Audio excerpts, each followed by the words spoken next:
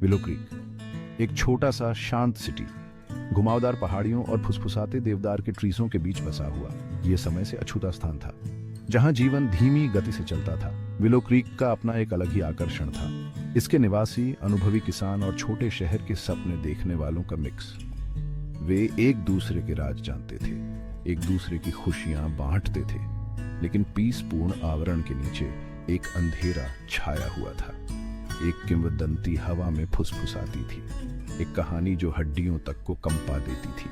यह shadow stalker की कहानी थी। शहर के किनारे से परे एक जंगल था, प्राचीन और विशाल। यह पहाड़ियों की ढलानों पर चढ़ गया। इसके पेड़ गांठदार और मुड़े हुए खामोश प्रहरियों की तरह खड़े थे। यह कोई साधारण वुडलैंड नहीं था, यह सीक्रेटों की जगह थी, फुसफुसाहट और परछाइयों का। प्लेसिया लोग इसे शैडो वुड्स कहते थे। पीढ़ियों से एक किंवदंती ने शहर को प्रेतवाधित किया। अंधेरे का एक क्रीचर, यह ट्रीजों के बीच दुबका हुआ था। शैडो स्टॉकर वे इसे कहते थे। शुद्ध बुराई का प्राणी, यह भय पर पलता था, और जो लोग इसके दायरे में प्रवेश करने की हिम्मत करते थे उन्हें फिर कभी नहीं देखा गया। शरद ऋतु की एक कुरकुरी शाम, फ्रेंड्सों का एक समूह इकट्ठा हुआ। एथन, क्लारा, जैक और मिया, बेचैन आत्माएं, रोमांच की हंगरी। उन्होंने किंवदंती को चुनौती देने की हिम्मत की। फ्लैशलाइट और युवा बहादुरी से लैस होकर उन्होंने जंगल में प्रवेश किया। सूरज ढलने लगा, परछाइयां लंबी और फिरानक होती गई, हवा स्थिर हो गई, हैवी। वे गहरे और गहरे होते गए। हंसी फीकी पड़ गई, उसकी जगह एक अजीब सी साइलेंटी ने ले ली। कुछ गलत था, वे इसे अपनी हड्डियों में महसूस कर सकते थे। एक नीची रंबल, गहरी और थ्रोटी, ये ट्रीसों से गूंज उठा। दोस्त जम गए, उनका खून ठंडा पड़ गया, उनके दिल उनकी छाती में तेज हो गए। फिर उन्होंने उसे देखा, एक विशाल सिलुएट ट्रीसों के बीच साइलेंटली घूम रहा है, उन पर टिकी चमकती आईज। Shadow stalker. आतंक ने उनके हार्ट्सों को जकड़ लिया। वे अपनी जगह पर जम गए। डर से लकवा मार गया। क्रीचर करीब आ गया। एथन सबसे पहले मुक्त हुआ। उसके गले से चीख निकल गई, ईथन, ईथन, आ! वह पीछे हट गया। उसकी आवाज एक हताश रोने जैसी थी। इसने जादू तोड़ दिया। वे मुड़े और रैन। शाखाओं ने उनके चेहरों पर चाबुक मारे, कांटों ने उनके कपड़े फाड़ दिए। उन्होंने परवाह नहीं की। मायने यह रखता था कि वे बच जाएं। गुर्राहट ने उनका पीछा किया। अब क्लोजर, एक ऐसी भूख से भरा हुआ जो उन्हें अंदर तक ठंडा कर देता था। वे उसके पीछे उसकी भारी सांसें सुन सकते थे।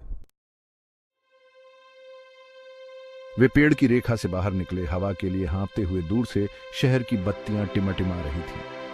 अभयारण्य वे शैडो स्टॉकर के चंगुल से बच निकले थे। उन्होंने कभी इस टीमे में बात नहीं की कि उन्होंने क्या देखा था। मेमोरी दाश्त बहुत फियरानक थी, बहुत वास्तविक, एक साझा आघात जिसने उनके होठों को सील कर दिया। वे अपने भीतर रहस्य को समेटे हुए थे, एक अंधेरा जो उनकी आत्माओं से चिपका हुआ था। भाग 7, एक चेंजडा हुआ सिटी। विलो क्रीक, जो कभी शांति का प्रतीक था, हमेशा के लिए बदल गया। एस्केप्चों की हंसी कम लापरवाह लग रही थी। हवा की फुसफुसाहट में अब डर का भाव था। उस रात की कहानी जंगल की आग की तरह फैल गई।